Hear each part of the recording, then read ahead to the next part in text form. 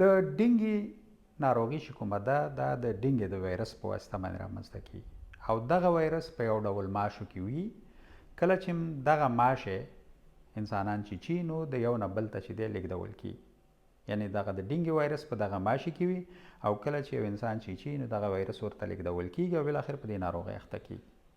دغه ماشي چې دی دا ډیری په ولاړو پاکو اوبو کې چې دی په هغه ځایونو کې چې پاکې ولاړې اوبه وي هلته ژوند کوي، لکه مثال ډنډونه او همدارنګه یعنې زموږ او ستاسې په کورونو کې خلک په چاټیو منګیو او دیګچو کې اوبه زیرمه کوي نو د هغې سرونه خلاص وي. دغه ماشی چې دی دا یعنې د لمر پرېوتو او لمر ختو په وخت کې چې دی ډېر زیات خوځند وي.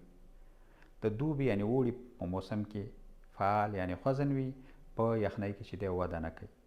کله چې د دغه ماشي په ذریعه باندې انسان وچیچل شي نو د ناروغۍ نښې نښانې د 2 نه د 14 ورځو په موده کې چې دی رامنځته کېږي. د ناروغۍ نښې نښانې لکه د یو زکام یا ریزش په شکل باندې، د بیلګې په ډول تبه، لړزه، د ځان درد، د هډوکو درد، د بدن د غوښې درد، د بندونو دردونه، د سترګو درد، همدارنګه د خېټې درد، زړه بدوالی، کانګې او په انسان باندې چې دی بخار راخیږي.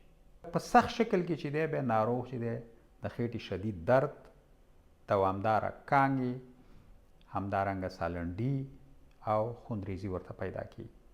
دا داسې کومه ځانګړې درملنه نه لري، د نیکه مرغه د یوې اونۍ په موده کې سړی خپله ښه کیږي او د درد او د تبې په خاطر باید ناروغ ته پرستامول یا بروفین ورکړی شي.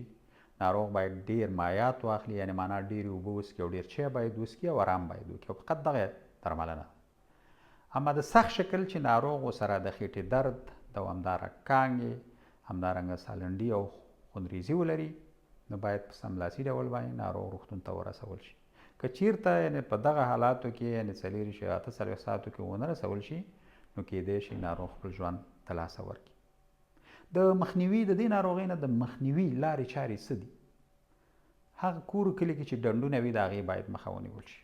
همدارنګه په کور کې چې دی په چاټیو یا منګویو او یا چې دی په دیګچو کې موږ او تاسې اوبه زیرمه کوو باید سرونه په کېښودل شي.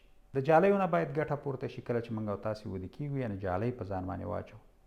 ځینې د ماشو درمله هم شته چې هغه باید وشیندل شي او واکسین هم لري په هغه ځایونو کې چې دا ناروغي یعنې ډیره وي یا دا ماشي ډیر وي نو سپارښتنه دا ده چې باید سړی واکسین شي. واکسین یې د 3 میاشتو په فاصله یا واټن کې کیږي، یعنې معنا دا چې یو واکسین وشي نو 3 میاشتې بعد بل واکسین کیږي او په دې شکل د دې ناروغۍ څخه انسانان ژغورل کیږي. د یوې بلې روغتیایي خپرونې پورې له تاسې اجازت اخلم. ستاسې د بشپړې روغتیا په